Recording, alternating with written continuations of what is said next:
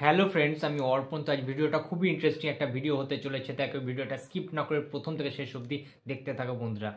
পুজোতে অর্থাৎ 2025 সালের পুজোতে প্রসেনজিৎ চট্টোপাধ্যায়ের কোন ছবি আসবে? সৃজিত প্রসেনজিৎ জুটিটা এক অর্থে প্রবীর পোদ্দার কোট সেই জুটিটা, দশমাবতারের জুটিটা আর কি সিকুয়েল হতে পারে।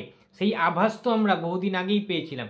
জাস্ট রিসেন্ট কিছুদিন আগে একটা পার্টি ছিল, সেই পার্টিতে দেখেছিলাম আমরা, সেই ইভেন্টটাতে, যে সৃজিত মুখার্জি এবং প্রসেনজিৎ চট্টোপাধ্যায় তারা আলিঙ্গন করছেন এবং সেখানে ওই তথ্যটা উঠে এসছে। ভাস্বতী ঘোষ, সাংবাদিক, আমাদের প্রিয় ভাস্বতীদি, তিনি একটা কোশ্চেন করেছেন যে তাহলে কি ফিরছে প্রবীর পোদ্দার জুটি আরও একবার?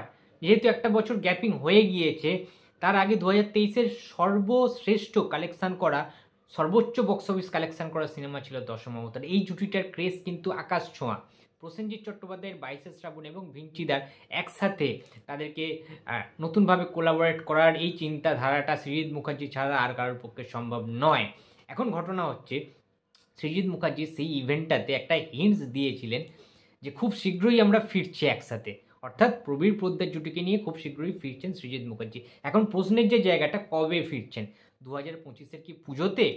আমরা মোটামুটি যারা বুম্বাদার ফ্যান্স রয়েছি তারা ধরেই নিয়েছে যে পুজোতে হয়তো 2025-এ প্রসেনজিৎ সৃজিত আবার কামব্যাক করছে। তার কারণ হচ্ছে, এই যে সালটা যাচ্ছে 2024 সাল, এই বছর পুজোতে কিন্তু প্রসেনজিৎ চট্টোপাধ্যায় আনফর্চুনেটলি তার কোনো সিনেমা রিলিজই হয়নি। এটা নিশ্চয়ই সবাই জানো। তার কারণ হচ্ছে, একটা হচ্ছে আরজিকর যে কাণ্ডটা, যে ইস্যুটা ছিল, সেইটার জন্য অবস্থা খুবই খারাপ ছিল পরিবেশটা, এবং টালমাটাল অবস্থায় একটা ফেডারেশনের একটা ঝামেলার প্রকোপ হয়, এবং সেটার জন্য কিন্তু আমাদের রাহুল মুখার্জির যে ছবিটা প্রসেনজিৎ চট্টোপাধ্যায় করার কথা ছিল সেটা কিন্তু কোপের মুখে পড়ে, এবং সিনেমাটা নানান টালমেটাল অবস্থাতে শেষ পর্যন্ত শুটিংই হয়নি এবং সিনেমাটা রিলিজও করা যায়নি। তাহলে কি পুজোতে কোন ছবি আসছে? সৃজিত মুখার্জির সাথে বুম্বাদার কি কোনো ছবি আদেও আসছে নাকি আসছে না? দেখো, frankly speaking, Srijit Mukherjee just একদিন আগে একটা পোস্ট করেছেন, তোমরা স্ক্রিনে দেখতে পাচ্ছ। সেখানে তিনি ক্লিয়ার করে লিখেছেন, দেখো, সৃজিত মুখার্জি সোফায় বসে রয়েছেন এবং তার পাশে রয়েছেন শ্রীকান্ত মহতা, এসবিএফের যিনি কর্ণধার মালিক। ওকে, তো সেখানে সৃজিত মুখার্জি সেটা ছবিটা দিয়ে পোস্ট করে লিখেছেন ক্যাপশানে যে guess which sequel is being narrated, hint don't worry, be happy. সুতরাং সৃজিত মুখার্জি বলতে চাইছেন, অনুমান করো কোন সিকুয়েলসের বর্ণনা করা হচ্ছে। ঠিক আছে, ইঙ্গিত করার জন্য তিনি একটা দিয়ে দিয়েছেন একটা জিনিস, যে চিন্তা করবেন না, খুশি হন।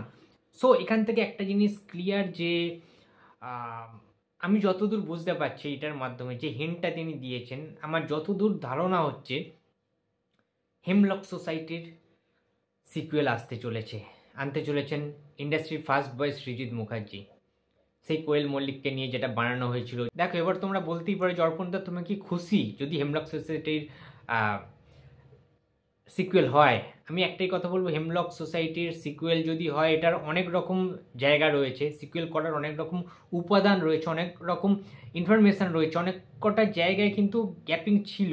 সিকুয়েল করার অনেকগুলি প্যাসেজ রয়েছে, সিকুয়েল করতেই পারেন সৃজিত মুখার্জি। কিন্তু আমার কাছে কথা হচ্ছে, সেটা কি বক্স অফিসে হিউজ একটা ইনকাম করতে পারবে? এখন যা অবস্থা, আজকের তোমরা দেখতেই পাচ্ছ বলিউড থেকে, সাউথ থেকে এসে পুষ্পা আজকে কিরাম রাজ করছে, পাঠান জওয়ান কিরাম রাজ করে যাচ্ছে। আমাদের এখন যদি এই মুহূর্তটাকে না কাজে লাগাই, বুম্বাদার বয়স প্রায় 61-62 বছর চলছে রানিং।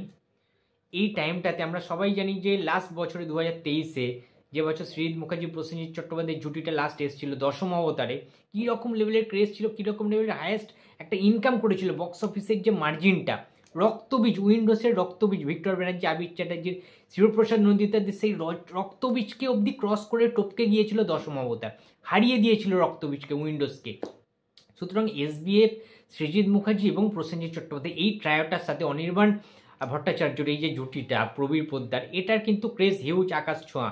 সেই ফ্যান্সদের একটা কৌতূহল ছিল, এতদিন ধরে তারা ওয়েট করেছিল যে হয়তোবা 2024-এ আসেনি তো কি হয়েছে, নিশ্চয়ই 2025-এর পুজোতে তাদেরকে দেখতে পাবো। সেটা যদি সৃজিত মুখার্জি না করেন, ভেরি ব্যাড, ইন্ডাস্ট্রির জন্য খুবই একটা বাজে ইঙ্গিত হয়ে দাঁড়াবে। এবং সেই ফ্যান ফলোয়িংরা কিন্তু আমি জানি না যে আর কতদিন বুম্বাদার সেই লেভেলের ফিটনেসটাকে রাখতে পারবেন। অবশ্যই তিনি রাখতে পারবেন, সেই বিশ্বাস আমার রয়েছে, কিন্তু বয়সটা তো তার বেড়ে যাচ্ছে।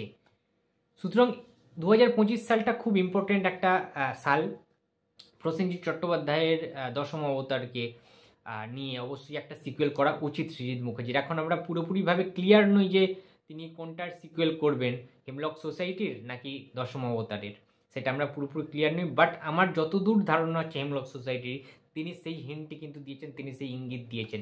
কিন্তু আমার মনে হয় দশম অবতার এইটার সিকুয়েল অবশ্যই করাটা জরুরি, এবং বুম্বাদাকে মাস অবতারে ফেরানোর একটা প্রচেষ্টা কি করতে পারেন না সৃজিত মুখার্জি? যেখানে চেঙ্গিসের মতো ছবি হচ্ছে, দেবদাকে নিয়ে খাদান হচ্ছে এত বড়োভাবে, সেখানে প্রসেনজিৎ চট্টোপাধ্যায়ের এত ভালো ফিটনেস রয়েছে, বডি স্ট্রাকচার রয়েছে, তাকে কেন এই এজের এই মানুষটাকে, যেখানে প্রসেনজিৎ ফ্যান্সরা মানে প্রচণ্ডভাবে এক্সাইটেড যে তিনি মাস অবতারে ফিরবেন, সেটা কি সৃজিত মুখার্জির দায়িত্ব নয়?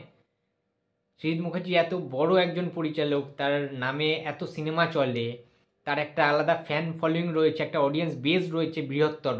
সৃজিত মুখার্জি কি পারেন না প্রসেনজিৎ চট্টোপাধ্যায়কে তার ফ্যান্সদের জন্য একটা ট্রিবিউট দিতে, একটা অ্যাকশান সিনেমা, মারকাটারি সিনেমা দশম অবতারেরই কোনো একটা ভার্সান বার করতে, গা ছমছমে রক্ত গরম করে দেবে প্রচণ্ড লেভেলে, যেখানে অ্যাকশান থাকবে, ডায়লগ থাকবে?